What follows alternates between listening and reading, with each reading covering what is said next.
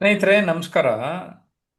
ಭಾಷಣ ಭಾಷಣ ಕೌಶಲ್ಯ, ಸಂವಹನ ಕೌಶಲ್ಯ, ಜೀವನ ಕೌಶಲ್ಯ ಮಾತಾಡ್ತಾನೆ ಇರ್ತೇನೆ.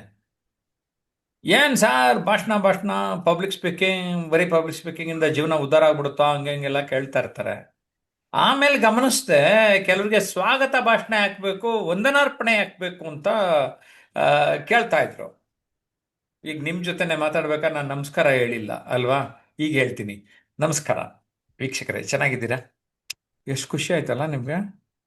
ಅದ್ ನಮಸ್ಕಾರ ಮಾಡ್ತಾ ಒಂದು ಸ್ವಲ್ಪ ಸ್ಮೈಲು ಮಾಡಿಬಿಟ್ರೆ ಅದೇ ರೀ ಒಂದು ಒಳ್ಳೆ ಓಪನಿಂಗು. ಸ್ವಾಗತ ಅಂದ್ರೇನು? ಇವತ್ತು ನಮ್ಮ ಜೊತೆ ಈಗ ನನ್ನ ವಿಡಿಯೋನಲ್ಲಿ ಇದ್ದವರು ಕೆಲವರು ಇದ್ದಾರೆ. ಈಗ ನೋಡೋಣ, ಈಗ ಮಾತಾಡ್ತಾನೆ. ಓಕೆ. ನೋಡಿ ಸ್ನೇಹಿತರೆ, ನಮ್ಮ ಜೊತೆ ವಿಕಾಸ್ ಅವರಿದ್ದಾರೆ, ಸುದರ್ಶನ್ ಅವರಿದ್ದಾರೆ, ನವೀನ್ ಕುಮಾರ್ ಅವರಿದ್ದಾರೆ, ಹಾಜಿ ಬಾಬಾ ಅವರಿದ್ದಾರೆ, ವೀರ ಹನುಮಪ್ಪ ಇದ್ದಾರೆ, ಶರಣಬಸಪ್ಪ ಇದ್ದಾರೆ, ಸಿದ್ದಣ್ಣ ಇದ್ದಾರೆ ಮತ್ತು ನೇತ್ರಾವತಿ ಮೇಡಮ್ ಇದ್ದಾರೆ. ನಿಮ್ಮೆಲ್ಲರಿಗೂ ನಮ್ಮ ಈ ಒಂದು ಕಾರ್ಯಕ್ರಮಕ್ಕೆ ಆತ್ಮೀಯವಾಗಿ ಸ್ವಾಗತವನ್ನ ಕೋರುತ್ತೇನೆ. ನಿಮ್ಮೆಲ್ಲರಿಗೂ ನಮಸ್ಕಾರ.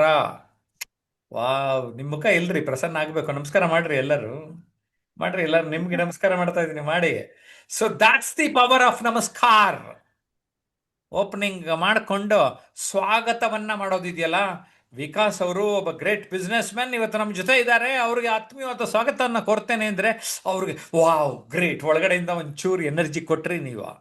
ಆ ಥರ ಕೊಡಬೇಕು. ವಿಜಯಪುರದ ನಗು ಮೊಗದ ಗೃಹಿಣಿ, LIC ಏಜೆಂಟ್, ಯೋಗ ಶಿಕ್ಷಕಿ ನೇತ್ರಾವತಿಯವರು ನಮ್ಮ ಜೊತೆ ಇದ್ದಾರೆ ಅಂದರೆ ಮುಖ ಅಲ್ಲೇ ಒಂದು ಸ್ವಲ್ಪ ಅರಳುತ್ತೆ ನೇತ್ರಾವತಿ ಅವ್ರದ್ದು. ಕರೆಕ್ಟಾ? ಅಷ್ಟೇ ರೀ ಸ್ನೇಹಿತರೆ. ನೋಡಿ, ಅಲ್ವಾ ನೇತ್ರಾವತಿ ಅವರೇ, ಏನಂತೀರ್ರಿ? ಸರ್, ಸ್ವಾಗತ ಭಾಷಣ ಒಂಥರ ಎನರ್ಜಿ ಬೂಸ್ಟರ್ ಅಂತ ಹೇಳ್ಬೋದು ಸರ್. ಇದು ಅಂದ್ರೆ ಒಬ್ಬ ವ್ಯಕ್ತಿಯ ಬಗ್ಗೆ ಪರಿಚಯ ಮಾಡಿ ಹೇಳುವ ಒಂದು ಜೋಶ್ ಇರ್ತದಲ್ಲ ಸರ್, ಅದು ಎನರ್ಜಿನೇ ಕೊಟ್ಬಿಡ್ತದ ಸರ್. ಅಂದ್ರೆ ಸ್ವಾಗತಕ್ಕೆ ಯಾವ್ದಂದ್ರೆ ಮನುಷ್ಯ ಏನೋ ಒಂದು ಖುಷಿ, ಒಂದು ಎನರ್ಜಿ ಸಿಕ್ಕ ಮೇಲೆ ಅವನು ಇದನ್ನೇ ಚೇಂಜ್ ಆಗ್ತದ, ಮಾತನಾಡುವ ಶೈಲಿ, ಹಾವ ಭಾವ ಎಲ್ಲಾನು ಚೇಂಜ್ ಆಗ್ತದ ಸರ್. ಪ್ರತಿಯೊಂದನ್ನಂತಾನೆ ಹೇಳ್ಬೋದು ಸರ್. Okay, good. ಆಮೇಲೆ ನಿಮ್ಗೆ ಕೆಲವು ಸರಿ ನಾನು ಯೂಟ್ಯೂಬ್ ಲೈವಲ್ಲಿ ಇನ್ನೊಂದು ಸರಿ ವಂದನಾರ್ಪಣೆ ಮಾಡಮ್ಮ ಅಂತೀನಿ. ಏನು ವಂದನಾರ್ಪಣೆ ಅಂದ್ರೆ ಏನು ಮಾಡ್ತೀರಿ ನೀವು? ಸರ್, ಅತಿಥಿಗಳು ಬಂದಿರ್ತಾರಲ್ಲ ಸರ್, ಹ್ಮ್ ಪ್ರತಿಯೊಬ್ಬರು ಇಲ್ಲಿ ನಾವು ಭಾಗವಹಿಸಿರ್ತೀವಿ. ಅಂದ್ರೆ ಪ್ರತಿಯೊಬ್ಬರು ತಮ್ಮದೇ ಆದ ಒಂದು ಶೈಲಿಯಲ್ಲಿ ಹೇಳಿರ್ತಾರ ಸರ್, ವಿಷಯಗಳ ಬಗ್ಗೆ ಪ್ರಸ್ತಾಪನೆ ಮಾಡಿರ್ತಾರ. ಅಂದ್ರೆ ಹ್ಮ್ ಅದು ಏನೇನು ಪ್ರತಿಯೊಬ್ಬರದ್ದು ಭಿನ್ನ ವಿಭಿನ್ನವಾಗಿರ್ತದ ಶೈಲಿ.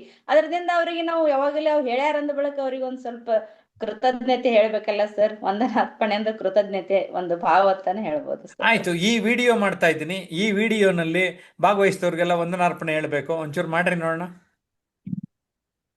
ಸರ್, ಇಲ್ಲಿಯವರೆಗೂ ಸರ್ ಅವರ ಒಂದು ಅಮ್, ಆ, ಆ, ಸತತವಾದ ಒಂದು ಕಾರ್ಯಕ್ರಮ, ಒಂದು ವೆಬಿನಾರ್ ಮೂಡಿ ಬಂತಲ್ಲ. ಈ ವೆಬಿನಾರದಲ್ಲಿ ವಿಕಾಸ್ ಅವರು ತುಂಬಾ ಚೆನ್ನಾಗಿ ಜೋಶ್ ಮುಖಾಂತರ ತುಂಬಾ ಚೆನ್ನಾಗಿ ಹೇಳ್ತಾ ಬಂದ್ರು ಪ್ರತಿಯೊಂದು ವರ್ಡ. ಎಷ್ಟು ಹ್ಮ್ ಚೆನ್ನಾಗಿ ಹೇಳಿದ್ರು ಅಂದ್ರೆ ಅವರು ಸರಾಗವಾಗಿ ಸುದೀರ್ಘವಾಗಿ ಎಷ್ಟು ಒಂದು ಗಂಟೆ ಅಂದ್ರು 2 ಗಂಟೆ ಅಂದ್ರು ಸುದೀರ್ಘವಾಗಿ ಆ ವಿಷಯದ ಕುರಿತು ಚರ್ಚೆ ಮಾಡ್ತಾರಂತಾನೆ ಹೇಳಬಹುದು. ಹಾ ಅದೇ ತರ ಹಾ ಓಕೆ, ಧನ್ಯವಾದಗಳು ಮೇಡಮ್. Good good. ಇವಾಗ ಎಷ್ಟು ಜೋಶೇ ಬಂದ್ಬಿಡ್ತು ಮೇಡಮ್ಗೆ. ಅಷ್ಟೇ ಮೇಡಮ್, ಖುಷಿ ಖುಷಿಯಾಗಿ ಮಾಡೋದು. ಆಮೇಲೆ ಇದು ವೆಲ್ಕಮ್ಮ, ವೋಟ್ ಆಫ್ ಥ್ಯಾಂಕ್ಸಾ, ನನಗೇನಿದ್ರು ಗೆಸ್ಟಾಗಿ ಭಾಷಣ ಕೊಡಬೇಕು, ನೋಡ್ಬಿಟ್ರೆ ಬರೀ ವೆಲ್ಕಮ್ ಸ್ಪೀಚ್ ಕೊಟ್ಟಿದ್ದಾರೆ ಸರ್ ಅಂತಾರೆ. ಇವತ್ತು ಒಂದು ಗುಟ್ಟು ಹೇಳ್ಕೊಡ್ತೀನಿ. ನಾನು ಯುವ ಬರಹಗಾರರ ಕಲಾವಿದರ ಬಳಗದ ಅಧ್ಯಕ್ಷ. 1991ರಿಂದ 2001, 10 ವರ್ಷಗಳ ಕಾಲ ಅಧ್ಯಕ್ಷ ಆಗಿದ್ದೆ. ಪ್ರತಿ ಶುಕ್ರವಾರ ಒಂದು ಕಾರ್ಯಕ್ರಮ ನಡೀತಾ ಇತ್ತು. ಅದನ್ನು ಎರಡು ಸ್ಟೇಟ್ ಗೌರ್ಮೆಂಟ್ ಬಾಡಿ, ಒಂದು central government body. Central government body Indian council for culture relations, state government body department of youth services and sports ಮತ್ತು Kannada and culture department. So 4 ಸಂಸ್ಥೆಗಳು ಸೇರಿ ಕಾರ್ಯಕ್ರಮ ಮಾಡ್ತಾ ಇದ್ದಿತ್ತು. ಜಾಸ್ತಿ ನನ್ನ ಯಾರು ಬಂದಿರ್ತಾರೆ ಅವ್ರಿಗೆ ವರ್ಡ್ ಆಫ್ ಥ್ಯಾಂಕ್ಸ್ ವೆಲ್ಕಮ್ ಮಾಡೋಕ್ಕೆ ಕೊಟ್ಬಿಡ್ತಾ ಇದ್ದೆ. ಆದರೆ ಯಾರು ಇಲ್ಲದೆ ಇದ್ದಾಗ ನಾನೇ ಮಾಡ್ತಾ ಇದ್ದೆ. ಜಯಪ್ರಕಾಶ್, ನೀವು ಭಾಷಣ ಯಾಕೆ ಚೆನ್ನಾಗಿ ಮಾಡೋದು ಕಲ್ತ್ರಿ ಅಂದರೆ ನಾನು ಜಾಸ್ತಿ ವೆಲ್ಕಮ್ ಸ್ಪೀಚು, ಜಾಸ್ತಿ ವೋಟ್ ಆಫ್ ಥ್ಯಾಂಕ್ಸ್ ಮಾಡ್ತಾ ಇದ್ದೆ. ಅದನ್ನು ವಿಭಿನ್ನವಾಗಿ ವಿಶೇಷವಾಗಿ ಮಾಡ್ತಾ ಇದ್ದೆ. ಎಷ್ಟೊಂದು ಜನ ಕಾರ್ಯಕ್ರಮದಲ್ಲಿ ಏನು ಚೆನ್ನಾಗಿತ್ತು ಅಂದರೆ ನಿಮ್ಮ ಸ್ವಾಗತ ಭಾಷಣ ಚೆನ್ನಾಗಿತ್ತು, ವಂದನಾರ್ಪಣೆ ಚೆನ್ನಾಗಿತ್ತು ಅಂತ ಹೇಳಾರೆ. ಇದು ಜಾಸ್ತಿ ಹೇಳ್ಕೊಂಡಿರಲಿಲ್ಲ ನಾನು. I have grown by welcome speech and word of thanks. ಯಾವತ್ತೂ ಅಲ್ಲಗಳೆಯಬಾರ್ದು. ಒಂದು ಫಿಲಮ್ನಲ್ಲಿ ಕೆಲವರಿಗೆ 5 ನಿಮಿಷ ಅವಕಾಶ ಇರ್ತದೆ, ಬಟ್ ಕೆಲವರು ಅವ್ರು ಮಿಂಚ್ಬಿಟ್ಟು ನೆಕ್ಸ್ಟ್ ಫಿಲಮ್ಗೆ ಹೀರೋ ಹೀರೋಯಿನ್ ಗೊತ್ತಾ, 5 ನಿಮಿಷ.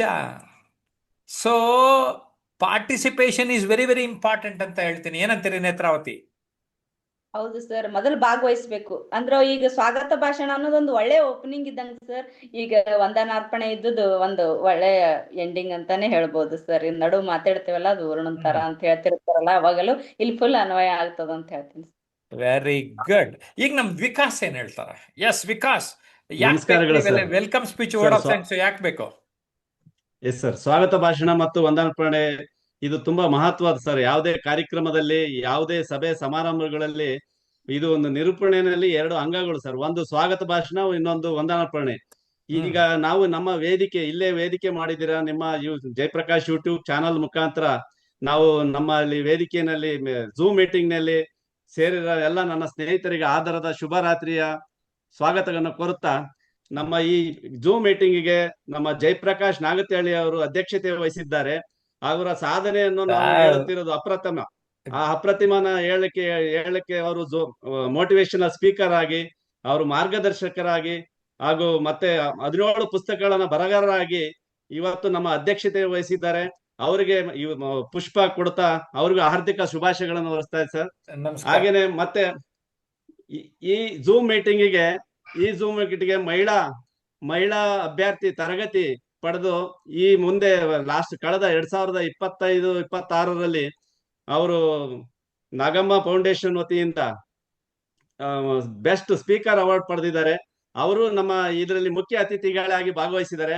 ಅವ್ರಿಗೂ ಪುಷ್ಪ ಕೊಡುವ ಮುಖಾಂತರ ನಾನು ಅವ್ರಿಗೆ ಸ್ವಾಗತನ ಬಯಸ್ತಾ ಇದ್ದೇನೆ.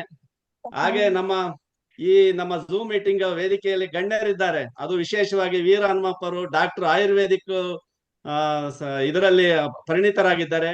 ಅವರ ಅಭಿಪ್ರಾಯನ ನಾವು ಮುಂದೆ ಕೇಳ್ಬೋದು. ಯಾಕೆಂದ್ರೆ ಇಂಗ್ಲಿಷ್ ಮೆಡಿಸಿನ್ ಬಿಟ್ಬಿಟ್ಟು ಆಯುರ್ವೇದಿಕ್ ಮೆಡಿಸಿನ್ ಉಪಯೋಗ ಮಾಡೋದ್ರ ಬಗ್ಗೆ ಅವರು ನಮ್ಮ ಅತಿಥಿ ಭಾಷಣದಲ್ಲಿ ಹೇಳೋರಿದ್ದಾರೆ. ಹಾಗೆ ನಮ್ಮ ರಾಜೇಂದ್ರ ಸಾರ್ ಇದ್ದಾರೆ. ರಾಜೇಂದ್ರ ಸಾರ್ ಅವರು ಸಾಫ್ಟ್ವೇರ್ ಇಂಜಿನಿಯರ್, ಅವ್ರಿಗೂ ಸ್ವಾಗತವನ್ನ ಕೋರ್ತಾ ಇದೀವಿ. ಹಾಗೆ ಆಜಿ ಬಾಬು ಅವರು ಈಗ ಹೊಸದಾಗಿ ನಮ್ಮ ತರಗತಿಗೆ ಭಾಗವಹಿಸಿದ್ದಾರೆ. ಅವ್ರಿಗೂ ನಾನು ಸ್ವಾಗತವನ್ನು ಬಯಸ್ತಾ ಇದ್ದೇನೆ. ಹಾಗೆ ನಮ್ಮ ಶರಣಬಸಪ್ಪ ಅವರು ದಿಲ್ಲಿನಲ್ಲಿ ಕೂತಿದ್ದಾರೆ. ಅವರು ದಿಲ್ಲಿನಲ್ಲಿ ನಮ್ಮ ಕನ್ನಡ ಅನುಭವನ ದಿಲ್ಲಿ ಮುಖಾಂತರ, ನಮ್ಮ ರಾಜ್ಯದ ರಾಜಧಾನಿ ಮುಖಾಂತರ ನಮ್ಮ ಇದು ಝೂಮ್ ಮೀಟಿಂಗ್ ವೇದಿಕೆಯಲ್ಲಿ ಇದ್ದಾರೆ. ಅವ್ರಿಗೂ ಸ್ವಾಗತ ಬಯಸ್ತಾ ಇದ್ದೇನೆ. ಹಾಗೆ ಇನ್ನ ಈ ರೀತಿಯಾಗಿ ನಾವು ಸ್ವಾಗತ ಭಾಷಣ ಮಾಡಬಹುದು ಅಂತೇಳಿ ನಾವು ಯೂಟ್ಯೂಬ್ ಚಾನಲ್ ಮುಖಾಂತರ ಜಯಪ್ರಕಾಶ್ ಇದ್ರ ವತಿಯಿಂದ ನಾನು ಸ್ವಾಗತ ಹೇಳಲಿಕ್ಕೆ ಮಾತಾಡ್ಲಿಕ್ಕೆ ಅವಕಾಶ ಕೊಟ್ಟಿದ್ದಕ್ಕೆ ಧನ್ಯವಾದಗಳು. ಹಾಗೆ ಮತ್ತೊಂದು ವಿಷಯ ಹೇಳಬೇಕಾಗುತ್ತದೆ. ಜಯಪ್ರಕಾಶ್ ಯೂಟ್ಯೂಬ್ ಚಾನಲ್ ಅವರ ಕಚೇರಿ ಸಿಬ್ಬಂದಿ ಆಯೋಜಕರಾಗಿ ಈ ವೇದಿಕೆಯನ್ನ ಆಯೋಜಿಸಿದ್ದಾರೆ. ಅವರಿಗೂ ಧನ್ಯವಾದಗಳನ್ನು ಹೇಳ್ತಾ ಇದ್ದೀನಿ.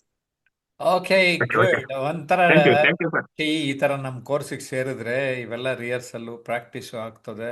ನಿಮ್ಗೆಲ್ಲ ಗೊತ್ತಿರಲಿ, ಪ್ರಾಕ್ಟೀಸ್ ಇಲ್ಲದೆ ಯಾವುದೇ ಸ್ಕಿಲ್ ಕಲಿಯೋಕ್ಕಾಗಲ್ಲ. ಅದರಲ್ಲಿ ಪಬ್ಲಿಕ್ ಸ್ಪೀಕಿಂಗ್ ಅಂತೂ ಕಲಿಯೋಕ್ಕಾಗದೇ ಇಲ್ಲ. ಅದಕ್ಕೆ ನಾನು ಪ್ರತಿ ಗುರುವಾರ ಮಾತಾಡಿ ಇಂಥ ನೀರಿಗೆ ಈಜುಡಿಯಕ್ಕೆ ತಳ್ದಂಗೆ ಮಾತಾಡಕ್ಕೆ ತಳ್ಳಿಬಿಡ್ತೀನಿ. ಏನಂತೀರಿ ವೀರನಮ್ಮಪ್ಪ ಅವರೇ? ಹಿಂಗೆ ತಳ್ಳೋ ಮೆಥಡ್ ಹೆಂಗಿರುತ್ತೆ? ಸೂಪರ್ ಸರ್, ಚೆನ್ನಾಗಿದೆ ಸರ್. ಚೆನ್ನಾಗಿದೆ. ನೀರಲ್ಲಿ ಬಿದ್ದಾಗ್ಲೇ ಈಜ್ ಕಲಿಯಕ್ಕಾಗಲ್ಲ. ಇಲ್ಲ ಅಂದ್ರೆ ಮೇಲೆ ನಿಂತ್ಕೊಂಡು ಈಜ್ ಕಲಿತ ಆಗಲ್ಲ ಬಿಡಿ ಸರ್. ಆಗಲ್ಲ ಅಂತೀರಿ? ಆಗಲ್ಲ. ಓಕೆ, ಸುದರ್ಶನ್ ಏನ್ ಹೇಳ್ತಾರೆ? Practice main sir. ಪ್ರಾಕ್ಟೀಸ್ ಮಾಡ್ತಾ ಮಾಡ್ತಾನೆ ಗೊತ್ತಾಗ್ತಾ ಹೋಗೋದು ನಾವ್ ಎಲ್ಲಿ ತಪ್ಪು ಮಾಡ್ತಿದೀವಿ, ಏನ್ ಮಾಡ್ತಿದೀವಿ, ಹೇಗ್ ಮಾಡ್ತಿದೀವಿ ಅನ್ನೋದು. ಅದ ಗೊತ್ತಾಗ್ತಾ ಹೋದಾಗೆ ನಾವು ಕೂಡ ಸರಿ ಮಾಡ್ಕೊಳ್ತಾ ಹೋಗ್ಬಹುದು. ಮತ್ತೆ ಇದು ಸ್ವಾಗತ ಭಾಷಣ ಮತ್ತೆ ಇದು ವಂದನಾರ್ಪಣೆಗೆ ಬಂದ್ರೆ ಸ್ವಾಗತ ಭಾಷಣ ಬಹಳ ಮುಖ್ಯ ಸರ್. ಸ್ವಾಗತ ಭಾಷಣ ಯಾರು ಒಂದ್ ಪ್ರೋಗ್ರಾಮಿಗೆ ಬಂದವ್ರನ್ನ ಅವ್ರನ್ನ ಸ್ವಾಗತ ಮಾಡೋದು, ಮತ್ತೆ ಅದನ್ನ ಸ್ಟಾರ್ಟ್ ಮಾಡುವಾಗ ಅದೊಂದು ಸ್ವಾಗತ ಭಾಷಣ ಮಾಡೋದು ನಮ್ದೊಂದು ಸಂಸ್ಕೃತಿನೂ ಕೂಡ ಹೌದು ಅಂತ ಹೇಳ್ಬೋದು, ಬಂದವ್ರನ್ನ ಸ್ವಾಗತ ಮಾಡೋದು. ಮತ್ತೆ ಆ ಸ್ವಾಗತ ಭಾಷಣದಲ್ಲಿ ಯಾರು ಯಾವ ಫೀಲ್ಡ್ ಇಂದ ಬಂದಿದ್ದಾರೆ, ಅವರು ಇವತ್ತು ಏನ್ ತಿಳಿಸ್ತಾ ಇದ್ದಾರೆ ಅದನ್ನೆಲ್ಲ ನಾವು ತಿಳಿಸಬಹುದು. ಅದರಿಂದ ಒಂದು ಪ್ರೋಗ್ರಾಮ್ ನ ಓವರ್ ವ್ಯೂ ಕೊಟ್ಟಾಗ ಆಗುತ್ತೆ. ಜನಗಳಿಗೆ ಒಂದು ಐಡಿಯಾ ಬರುತ್ತೆ. ಓಕೆ, ನಾವು ಈ ಪ್ರೋಗ್ರಾಮ್ ಅಲ್ಲಿ ಇವತ್ತು ಇಂಥದ್ದನ್ನ ಇಂಥವರಿಂದ ಅಪೇಕ್ಷಿಸಬಹುದು ಅಂತಾನು ಒಂದು ಐಡಿಯಾ ಬರುತ್ತೆ. ಮತ್ತೆ ಅದಾದ್ಮೇಲೆ ವಂದನಾರ್ಪಣೆ ಬಂತಂದ್ರೆ ವಂದನಾರ್ಪಣೆಯಲ್ಲಿ ಇದು ಅವತ್ತಿನ ದಿನ ಏನೇನು ಕಲ್ತ್ರು ಅನ್ನೋದಕ್ಕಿಂತ ಏನೇನು ತಿಳಿದ್ರು ಮತ್ತೆ ಯಾರು ಏನನ್ನ ತಿಳಿಸಿದ್ರು ಅನ್ನೋದು ಬರುತ್ತೆ. ಮತ್ತೆ ಅವರಿಗೆ ಒಂದು ಪ್ರೋಗ್ರಾಮಿಗೆ ಬಂದು ಇಷ್ಟು ಕೆಲವು ವಿಷಯಗಳನ್ನ ತಿಳಿಸಿದ್ದಕ್ಕಾಗ್ಲಿ ಅಥವಾ ಆಡಿಯನ್ಸ್ ಎಲ್ಲರೂ ಕುತ್ಕೊಂಡು ಅವರ ಟೈಮ್ ನ ಕೊಟ್ಟು ನಮ್ಮ ಪ್ರೋಗ್ರಾಮ್ ನ ನೋಡಿರ್ತಾರೆ. ಅದಕ್ಕೋಸ್ಕರ ಒಂದು ಧನ್ಯವಾದಗಳು, ಧನ್ಯತಾಪೂರ್ವಕವಾಗಿ ಹೇಳೋದು ಕೂಡ ವಂದನಾರ್ಪಣೆ ಮೂಲಕ ಹೇಳ್ಬಹುದು ಸರ್. Good, great. ಈಗ ರಾಜೇಂದ್ರ ಏನ್ ಹೇಳ್ತಾರ? ಸರ್, ಇದು ಸ್ವಾಗತ ಮತ್ತೆ ವಂದನಾಪರಣೆ ಮಾಡೋದು ಬಹಳ ಮುಖ್ಯ. ಯಾಕೆಂದ್ರೆ ಪ್ರತಿಯೊಂದು ಯಾವುದೇ ಫಂಕ್ಷನ್ ಶುರು ಮಾಡಿದ್ರು, ಯಾವುದೇ ಸಭಾಂಗಣದಲ್ಲಾದ್ರೂ ಸರಿ ಅಥವಾ ಯಾವುದೇ ಫಂಕ್ಷನ್ ಅಲ್ಲಾದ್ರೂ ಸರಿ, ನಾವು ಅತಿಥಿಗಳನ್ನ ಸ್ವಾಗತ ಮಾಡ್ಕೊಳ್ಳೋದು ಮೊದಲನೇ ನಮ್ಮ ಸಂಸ್ಕೃತಿ. ಆಲ್ಸೋ ಹೇಗೆ ಸುದರ್ಶನ್ ಅವ್ರು ಹೇಳ್ದಂಗೆ.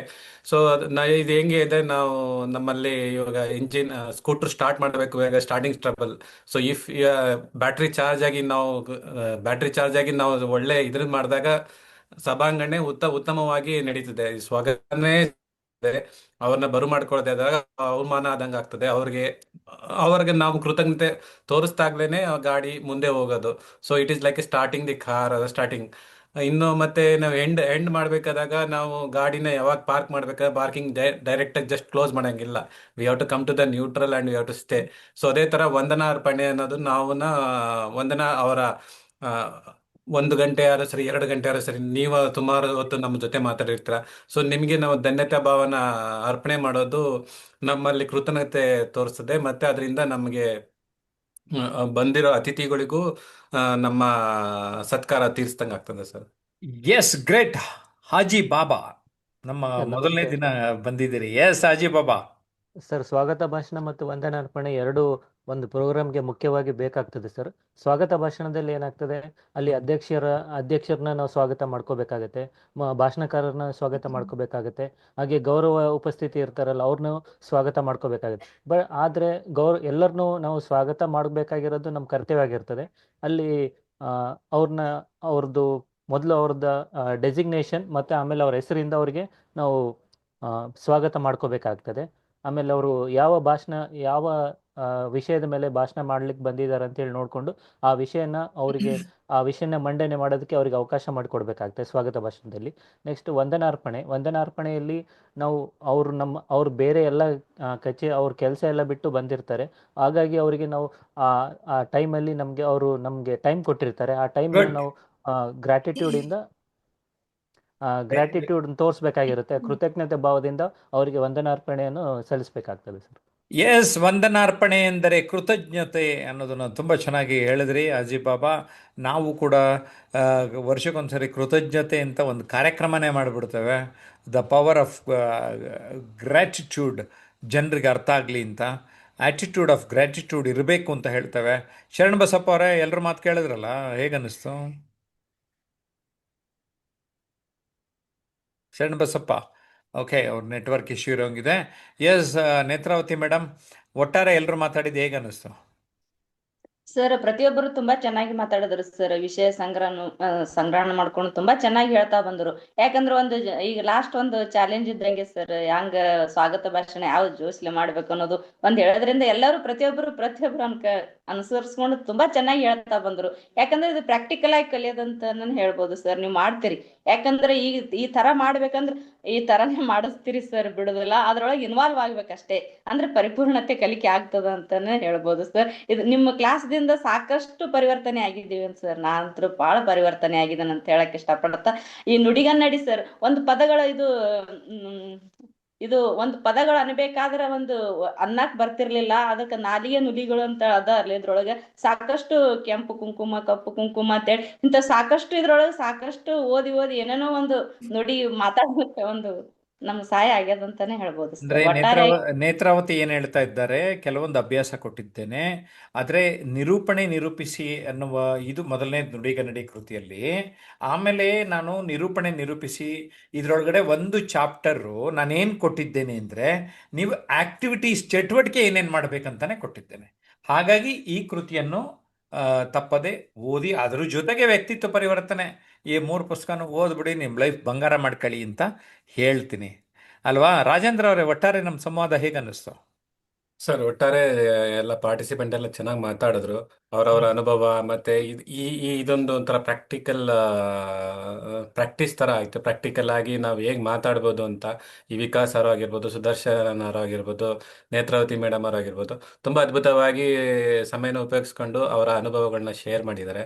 ಸೊ ಒಟ್ಟಾರೆಯಾಗಿ ಇದು ತುಂಬಾ ಚೆನ್ನಾಗಿ ಬರ್ತಾ ಇದೆ. ಮತ್ತೆ ನಮಗೂ ಕಲಿಯೋದಕ್ಕೆ ತುಂಬಾ ಆಸಕ್ತಿನೂ ಬರ್ತಾ ಇದೆ. ಮತ್ತೆ ನಾವು ಪ್ರಾಕ್ಟೀಸ್ ಮಾಡಿದ್ರೆ ನಾವು ಉತ್ತಮ ಭಾಷಣಕಾರರಾಗಬಹುದು ಅಂತ ಅನ್ನಿಸ್ತದೆ ಸರ್. ಓಕೆ ಸ್ನೇಹಿತರೆ, ನಿಮ್ಮ ಅನುಭವ ಏನು? ಸ್ವಾಗತ ಏಕೆ ಬೇಕು, ವಂದನಾರ್ಪಣೆ ಏಕೆ ಬೇಕು? ನಿಮ್ಮ ಪ್ರಶ್ನೆಗಳಿದ್ದರೆ ಮೆಸೇಜ್ ಮಾಡಿ, ಕಾಮೆಂಟ್ ಮಾಡಿ, ಅಲ್ವೇ?